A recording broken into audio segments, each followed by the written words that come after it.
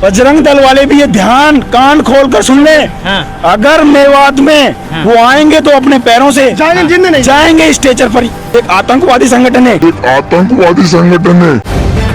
The live TV, सच सबसे आगे।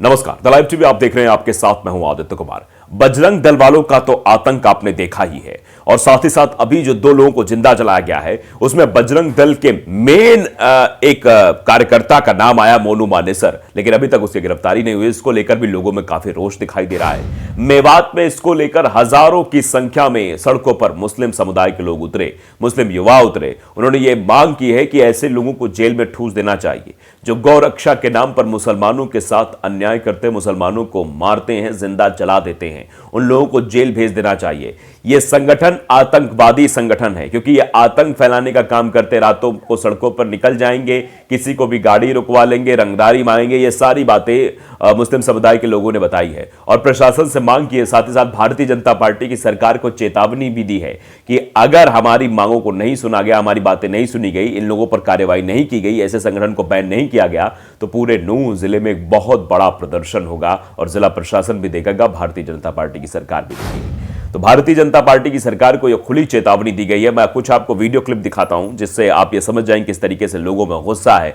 रोष है। तो पहले तो सीधे तौर पर चेतावनी दी गई कि अगर बजरंग दल का कोई भी मेवात में दिख गया तो वो फिर जो है सीधे तौर पर आएगा तो पैरों से, लेकिन जाएगा स्टेचर पे, क्योंकि इतना गुस्सा लोगों के अंदर है। इस तरीके से 2 लोगों को जिंदा जला देना, ये बजरंग दल वालों का अत्याचार दिन ब दिन लगातार बढ़ता चला जा रहा है। पहले मस्जिदों पर हमला कर रहे थे, मुसलमानों को अपशब्द बोल रहे थे, उल्टे सीधे नारेबाजी कर रहे थे, लेकिन अब ये जान लेने पर उतर आए हैं। इसलिए मुसलमानों के अंदर गुस्सा है कि अगर मेवात में कोई बजरंग दल का दिख गया तो फिर ठीक नहीं होगा। देखिए जरा, बजरंग दल वाले भी ये ध्यान कान खोल कर सुन ले।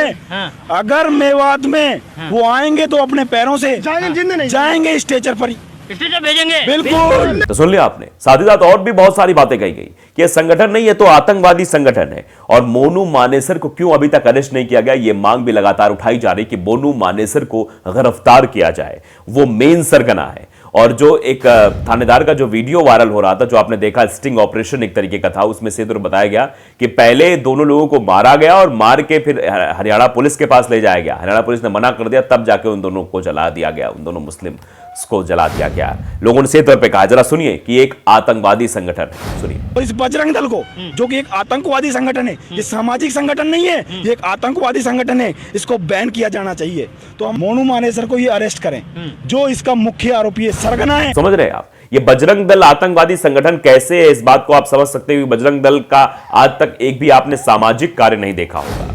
कहीं पुतला जलाना हो गया, कहीं विध्वंस करना हो गया, कहीं विद्वेष फैलाना हो गया, नफरत फैलाना हो गया, मारना हो गया, पीटना हो गया, लोगों की हत्या करनी हुई, इसी काम में लोग माहिर माने जाते हैं। अपने आप गौरक्षक दल वाला कहेंगे, लेकिन गाय की सेवा नहीं करेंगे, रक्षा नहीं करेंगे गाय की। एक शख्स ने यही कहा कि गाय की रक्षा करें, किस तरीके से चमड़े इस्तेमाल होते हैं गायों के, और गायों को ऐसे खुले में फेंक दिया जाता है चमड़े फैक्ट्री के आसपास। देखिए इस तरीके की चीजें दिखाई देती है। वहां जाकर रक्षा नहीं कर रहे हैं, गायों की रक्षा नहीं कर रहे हैं, जो खेतों में लोग घुसने देते हैं। अगर वाकई में इतने बड़े गौरक्षक दल हो तो एक खेती बना दो, अपना खेत खोल दो कि हाँ जाओ गाय इसमें चरें, गायों की सेवा करें, लेकिन ऐसा नहीं हो रहा है। जरा सुनिए लोगों ने कैसे इस संगठन के खिलाफ सवाल उठाए। अगर गाय की रक्षा कर रहे हैं तो इन हिंदुओं के खेत में जब गाय घुस जाए, लट को देकर क्यों बाहर निकालें, क्यों ना वो खेत में चरण देवे।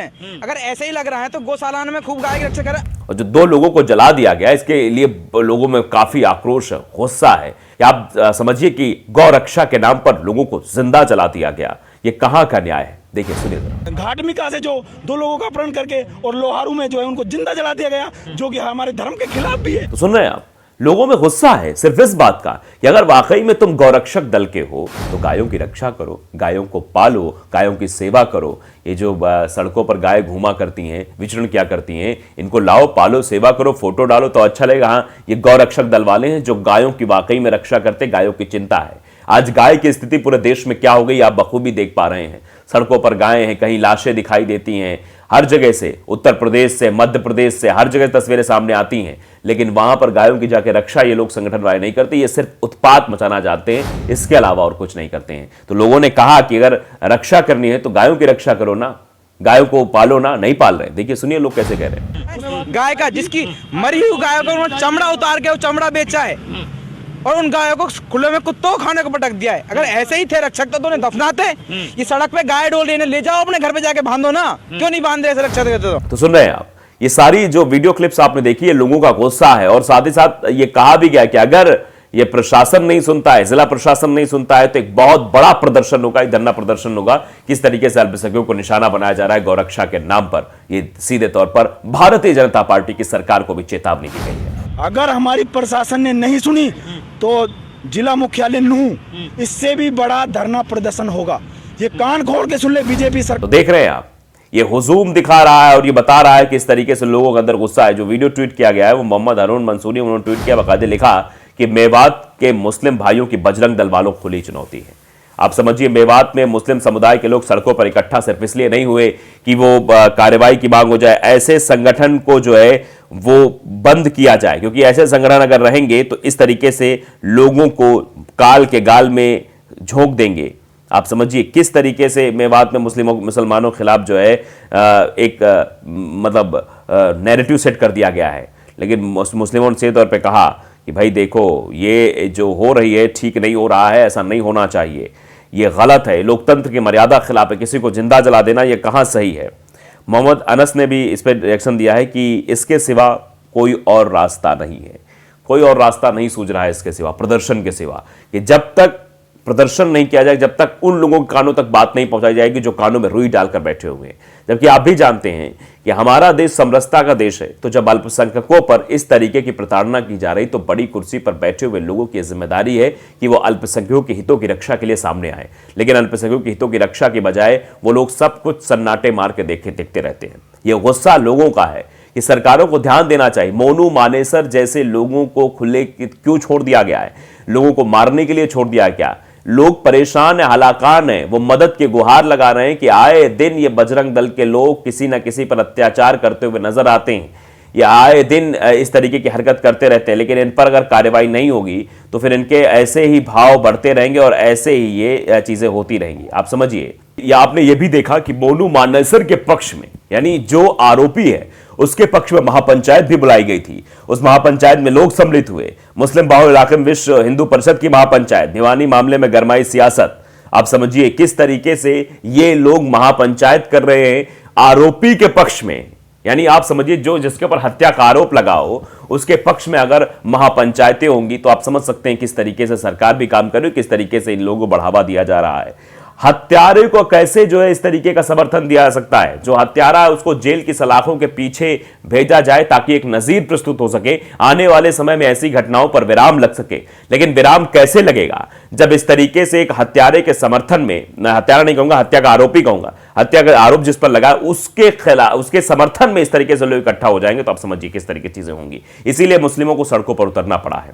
इसीलिए वो कह रहे हैं कि ऐसे संगठन को बैन कर देना चाहिए। इसीलिए वो कह रहे हैं कि एक आतंकवादी संगठन है जिसमें आतंकवाद को बढ़ावा दिया जाता है, लोगों को मारने पीटने के लिए इसमें शस्त्र दिए जाते हैं कि जाओ मुसलमानों को मारो काटो। और किस तरीके से नारेबाजी देश में हो रही है मुसलमानों को मारने काटने की, आप सब बखूबी देख ही रहे हैं। ये बताने की कोई जरूरत नहीं है, हर जगह दिखाई दे रहा है किस तरीके से मुसलमानों को मार देंगे, चाकू रखिए, तलवार रखिए, फलाना रखिए, दिमागा रखिए और मारिए पीटिए, इस तरह की चीजें की जा रही हैं लगातार देश में।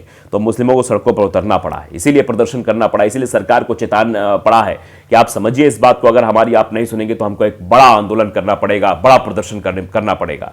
तो सरकार की भी जिम्मेदारी है कि वो अल्पसंख्यकों के हितों की रक्षा करे। अगर नहीं करेगी तो ऐसे प्रदर्शन और भी होंगे।